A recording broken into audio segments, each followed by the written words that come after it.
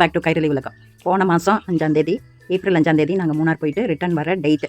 இப்போ தான் இதை அப்லோடு பண்ண முடியுது. ஒரு பெரிய மலை, அதில் ஒரு சின்ன ஒரு குகை. அது ஒரு ஆள் சரிஞ்சு தான் போக முடியும், சைடாக தான் போக முடியும். அந்த ராக் கேவுன்னு அது பேர். ஒரு ஆள் சரிஞ்சு உள்ளே போய் பார்த்தா ஒரு சின்ன ஒரு குகை.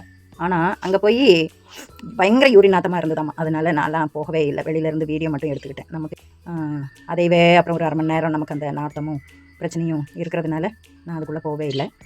அது பாருங்கள், மலையை குடஞ்சி அப்படி ஒரு இது வச்சுருக்கிறத பார்க்கும்போது ரொம்ப ஆச்சரியமாக இருக்குது. கடவுளோட படைப்பு, இவ்வளோ பெரிய மலை,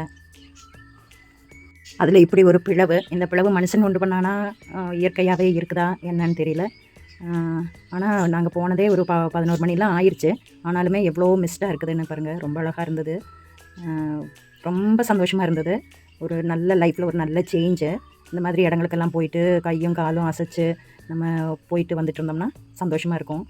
இயற்கையை ரசிக்க தெரிஞ்சவங்களுக்கு எல்லாமே ரசனையாக தான் இருக்கும். காஞ்ச புல், காயாத புல், பச்சை கலரில் இருக்கிறதும் மஞ்சள் கலரில் இருக்கிறதும் ரொம்ப ஆச்சரியமாக இருக்கும். எனக்கு இந்த மாதிரி இயற்கையாக போகிறதும் வரதும் ரொம்ப பிடிக்கும்.